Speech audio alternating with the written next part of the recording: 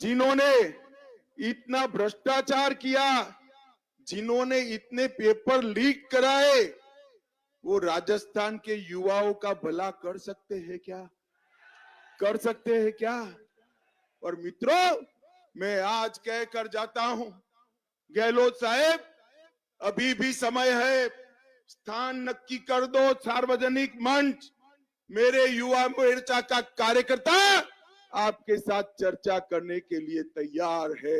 एक गहलोत सरकार के राज में पूरे देश भर में माताएं बहनें अगर कहीं सबसे ज्यादा असुरक्षित है तो राजस्थान में। इनके राज में माताएं सुरक्षित नहीं है, इनके राज में संत भी सुरक्षित नहीं है, और इनके राज में कन्हैया लाल को भी निकाल कर दिया जाता है। गहलोत सरकार ने वोट बैंक की राजनीति में राजस्थान में सभी सीमाएं लांघ दी। जिस प्रकार से उदयपुर ने कन्हैयालाल तेली की दिन दहाड़े हत्या की, इनका मुंह से एक लफ्ज नहीं निकला। कितने कौमी दंगे हुए गहलोत जी, जवाब दीजिए राजस्थान की जनता को।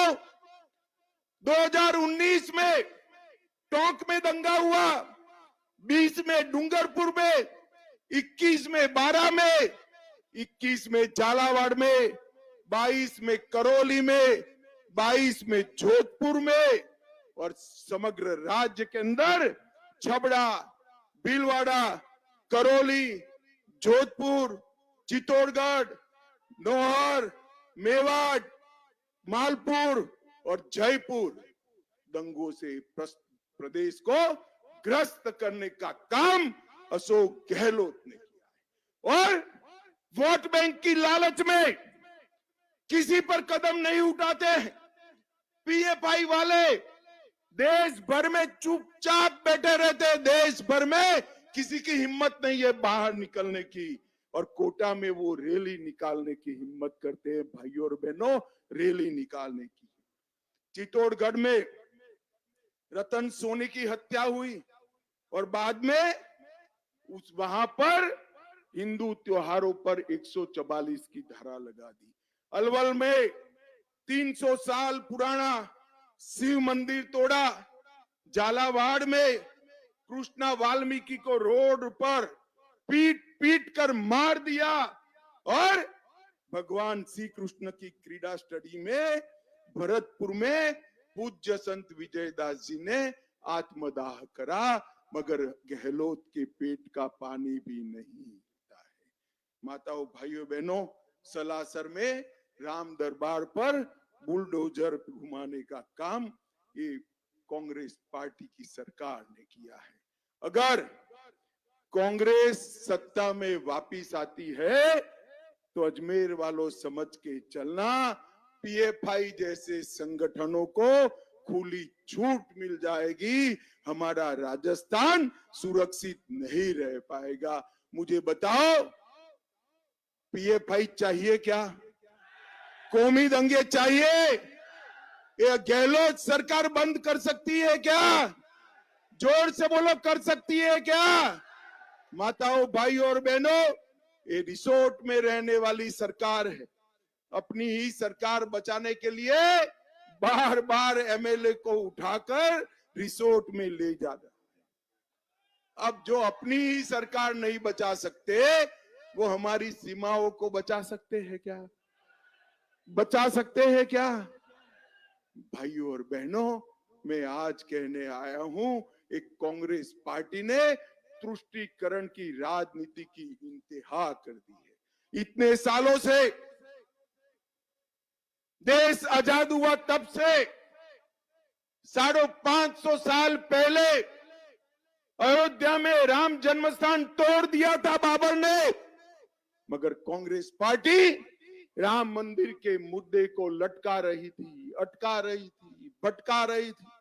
मोदी जी आए, मोदी जी ने राम जन्मभूमि के मुद्दे को समाप्त किया, वहां भूमि पूजन कर कर मंदिर की नींव रखने का काम नरेंद्र मोदी जी ने किया है। और मैं आज कहकर जाता हूं, अजमेर वालों, मैं आज कहकर जाता हूं, 22 जनवरी को फिर से दिवाली मनाना। मालूम है क्या है? मालूम है 22 जनवरी को मोदी जी अयोध्या में राम मंदिर में रामलल्ला की प्राण प्रतिष्ठा करने वाले हैं। माताओं, भाई और बहनों, उस दिन पूरे राजस्थान ने दूसरी दीपावली मनानी है। मनाओगे क्या? जोर से बोलो, मनाओगे? आप लोगों को अयोध्या जाना है या नहीं जाना है? अरे जोर से बोलो, जाना है या नहीं जाना है? मैं आपको कहता हूं, हमने चुनाव घोषणा पत्र में वादा किया है कि राजस्थान के लोगों को राजस्थान सरकार बारी बारी सभी को अयोध्या ले जाने का काम करेगी, आपको खर्चा नहीं। भाई और बहनों, ये तुष्टीकरण करने वाली कांग्रेस पार्टी, मोदी जी ने ट्रिपल तलाक को समाप्त कर दिया। मोदी जी ने पीएफआई पर बैन लगा दिया। मोदी जी ने राम मंदिर की नींव कर रखकर राम मंदिर को बनाने का काम पूरा कर दिया। और मोदी जी ने धारा 370 हटाकर कश्मीर को हमेशा के लिए भारत का हिस्सा बना दिया। मुझे बताओ, ये कश्मीर हमारा है या नहीं है? धारा 370 हटनी चाहिए थी या नहीं हटनी चाहिए थी? और ये कांग्रेस पार्टी कई सालों तक धारा 370 को अटका कर रखी। जब मैं हटाने के लिए पार्लियामेंट में एक बिल लेकर खड़ा हुआ, ये राहुल बाबा है ना, राहुल बाबा जानते हो ना? अरे भाई जानते हो ना? तो राहुल बाबा कहने लगे मत हटाओ, मत हटाओ। मैंने कहा क्यों ना हटाए? तो उन्होंने कहा कश्मीर में आग लग जाएगी। अरे राहुल बाबा, 5 साल हो गए, आग छोड़ो, किसी की पत्थर चलाने की हिम्मत नहीं है, पत्थर चलाने की।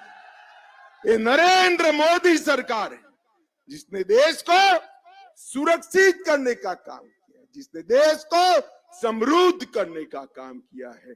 और भारत के तिरंगे को चंद्रयान के साथ चंद्रमा पर पहुंचाने का काम नरेंद्र मोदी सरकार ने। मुझे बताओ भाई, अजमेर वालों, सभी को कोरोना का दोनों टीका लगा है या नहीं लगा है? अंत तक हाथ उठाकर बताओ, लगा है या नहीं लगा है? किसी को 4 आना खर्चा हुआ है? मोदी जी ने कॉफी पिलाकर टीका लगवाया ना, उसमें भी ये राहुल बाबा कहते थे टीका मत लगाइयो, ये मोदी जी का टीका है। अब सुनिए ना, राहुल बाबा की देश में कोई सुनता नहीं है, जैसे आप नहीं सुनते हो। सभी लोगों ने टीका लगाया, एक दिन रात को अंधेरे में वो भी टीका लगा कर आ गए। शर्म करो कांग्रेस वालों, कोरोना जैसी महामारी में भी राजनीति करते हो। मोदी जी ने न केवल टीका लगाया, गरीब लोगों को कोरोना चला तब तक से लेकर अब तक और अगले 5 साल तक 5 किलो अनाज फ्री ऑफ कॉस्ट देने का काम नरेंद्र मोदी जी ने किया है। अब अगर आप यहां पर कमल फूल की सरकार बनाने वाले हो, तो मैं सभी किसानों को कहने आया हूं कि हर महीने, अरे हर साल हर किसान को 12,000 रुपया डबल इंजन की सरकार देगी। गेहूं को, ये गहलोत सरकार गेहूं नहीं खरीदती है, गेहूं जितना भी होगा उसको एमएसपी पर बोनस देकर 27 रुपया क्विंटल पर खरीद करने का काम भाजपा का। महिलाओं को असुरक्षित करने वाली गहलोत सरकार, हमें माताओं बहनों का सम्मान करना है। प्रत्येक जिले में एक महिला पुलिस स्टेशन बनाएंगे और हर पुलिस स्टेशन में महिला डेस्क बनाने का काम भारतीय जनता पार्टी। और लाडो प्रोत्साहन योजना के तहत हर इकोनॉमिकल वीकर परिवार में बिटिया जन्मती है तो सगुन के रूप में 2 लाख जब वे वयस्क हो जाए तब मिले, ऐसा बॉन्ड देने का काम ये भारतीय जनता पार्टी। सभी माताओं को, सभी लाड़ों को केजी से पीजी तक की शिक्षा ये भारतीय जनता पार्टी की सरकार फ्री ऑफ कॉस्ट करेगी। और भाजपा के मुख्यमंत्री फ्री स्कूटी योजना करेंगे। सभी बेटियों को 12वीं पास करते ही स्कूटी देने का काम भारतीय जनता पार्टी की सरकार। और अब गैस का सिलेंडर का दाम कितना भी बढ़े चिंता मत करना, 5 साल तक, अगले 5 साल तक गैस का सिलेंडर 450 रुपये में भाजपा सरकार देने का काम। माताओं भाइयों बहनों, एक गहलोत सरकार को मैं पूछना चाहता हूं, केंद्र में आपकी सरकार थी, सोनिया मनमोहन की सरकार थी, आपने राजस्थान के लिए क्या किया जरा हिसाब दीजिए। 10 साल तक इनकी सरकार चली, राजस्थान को 1 करोड़ 10 लाख रुपया दिया। कितना दिया भाई? जोर से बोलो, कितना दिया? और मोदी जी ने 14 से 23 9 साल में उन्होंने 10 साल में 1 करोड़ 10 लाख दिया। अरे सॉरी, 100 करोड़ 110 करोड़ दिया। और मोदी जी ने 14 से 23 में 8,71,000 करोड़ रुपया राजस्थान को देने।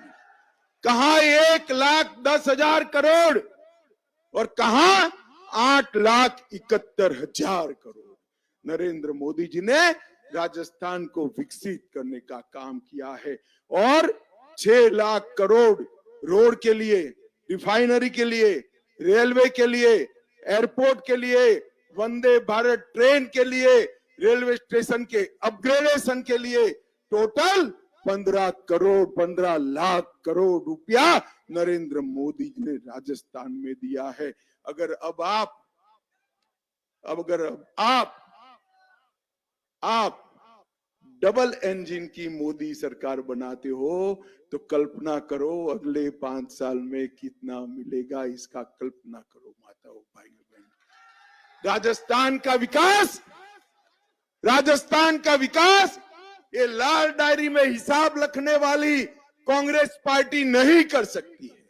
राजस्थान का विकास केवल और केवल नरेंद्र मोदी जी के नेतृत्व में भारतीय जनता पार्टी कर सकती है और कोई नहीं कर सकता है। माताओं भाइयों और बहनों, मुझे बताओ, आने वाले चुनाव में कमल के चिन्ह पर बटन दबाओगे क्या? दबाओगे? आगे आइए। हमारे प्रत्याशी जी को विधायक बनाओगे? पक्का? भाजपा सरकार बनाओगे? 24 में नरेंद्र मोदी सरकार बनाओगे? और 22 जनवरी को दीपावली मनाओगे?